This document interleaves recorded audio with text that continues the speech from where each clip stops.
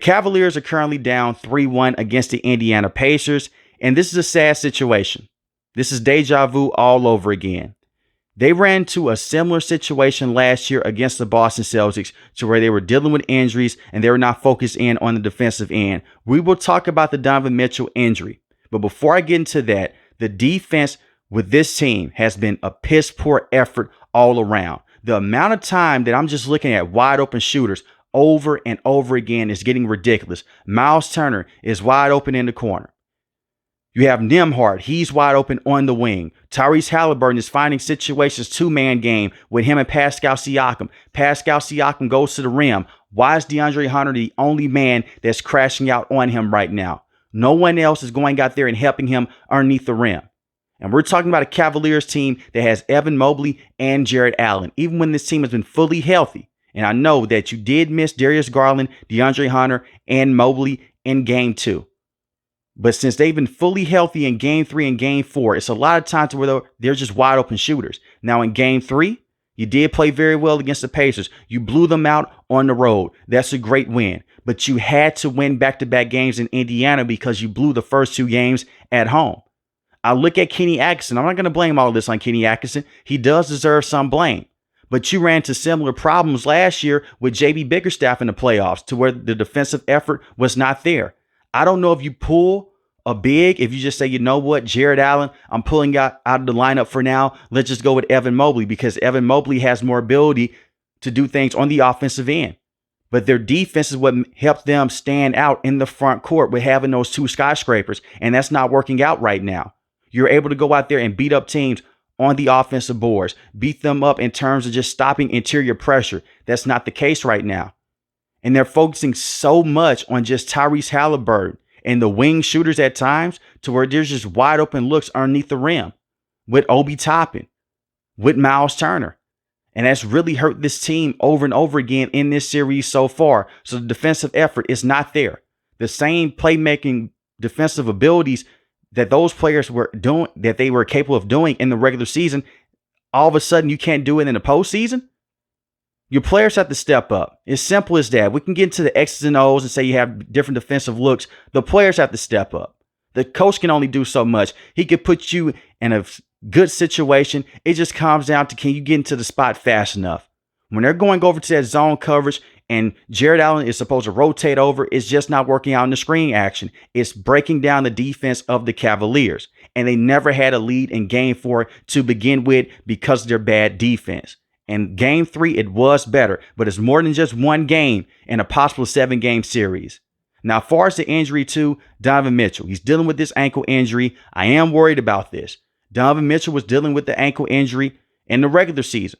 But Donovan Mitchell was able to go out there and do so many things for you on the offensive end. He's a very good three-point shooter, one of the best players in the game.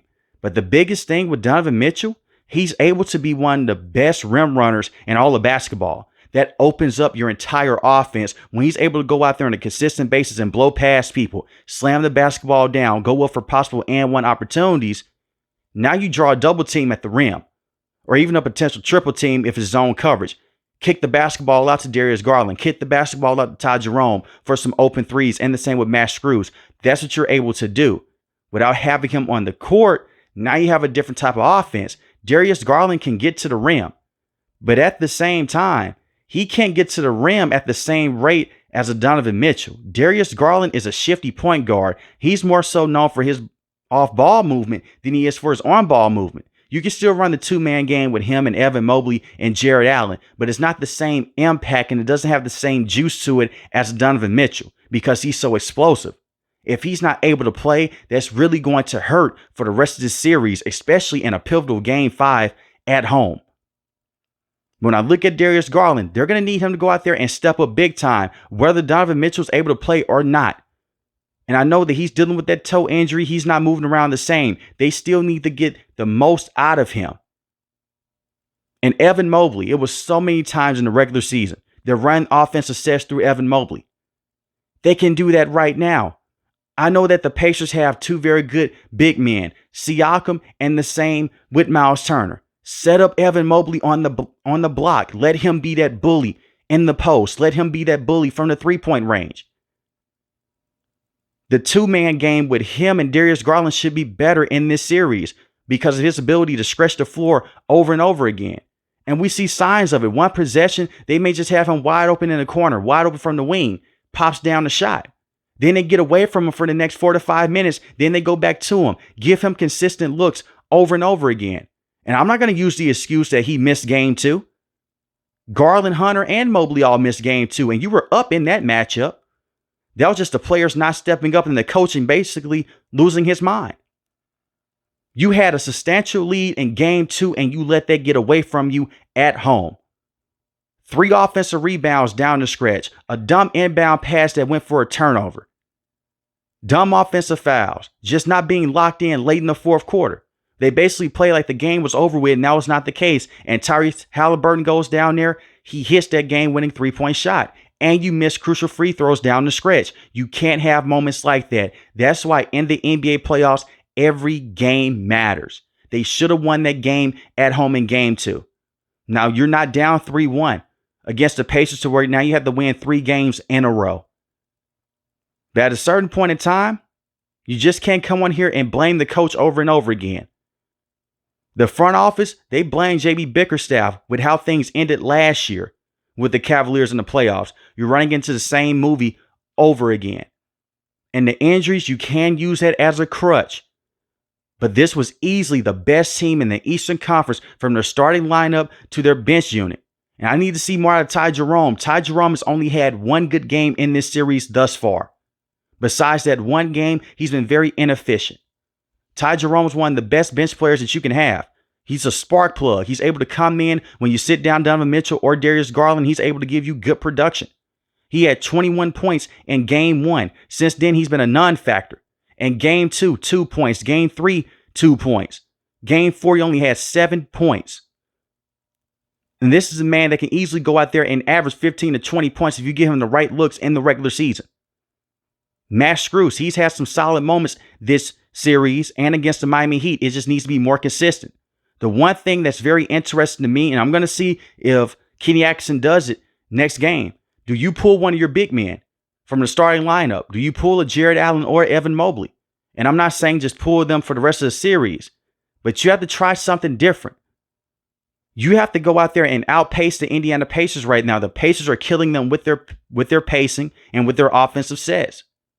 And you may not have the offensive firepower, even if Donovan Mitchell is able to come back and play next game. If he's dealing with that ankle injury, he may not be able to go out there on a consistent basis, get to the rim, hit those three-point shots. We've seen players in the past, they go out there and do or die situations. They're dealing with injuries. They're just not the same players. So the rest of the pieces around Donovan Mitchell, they have to step up. But that game 2 debacle is going to be the telltale of why you have to close out every single game moving forward. And we've seen OKC deal with this. They blew a huge lead against Denver, but they were able to bounce back. The Cavaliers, you were able to bounce back in game 3, but in game 4, you let it go to the wayside. There is no way in hell to where this team is supposed to be down by 40 points after the regular season that they had. They're choking this right now against the Pacers, and I'm shocked. No offense to the Indiana Pacers. I did not see this coming. The Indiana Pacers are a very good basketball team. It's a good reason to why they went to the Eastern Conference Finals last year against the Boston Celtics. I'm not going to take that away from them. But to see the Cavaliers basically go out like this is sad as hell. And we're talking about a team that had huge championship aspirations. They're going to hit that second apron very soon due to the fact that they made the trade to bring in DeAndre Hunter. And you can only do so much when you hit that second apron. At that point in time, now you have to ship off some of your best players to make the contract situation work out. This is not the same NBA a couple of years ago with the old CBA. So reason why a lot of teams don't want to hit that second apron. They were all in this year, and rightfully so. I'm not going to count the Cavaliers out too much because you could come back from a 3-1, but it's going to take a lot. And this organization has done it before. They did it against the Golden State Warriors, but that was a completely different situation. But it seems like it's inevitable with the Cleveland Cavaliers, whether they lose in 5, 6, or 7 games. But let me know in the comment section below, how do you feel about the Cavaliers, and do they have a shot to come back in this series? If you're new to the channel, hit the subscribe button. If you like the video, hit the like button. Most importantly, want each and every last one of you guys stay safe, stay positive. Thanks for the video, guys. God bless. Peace.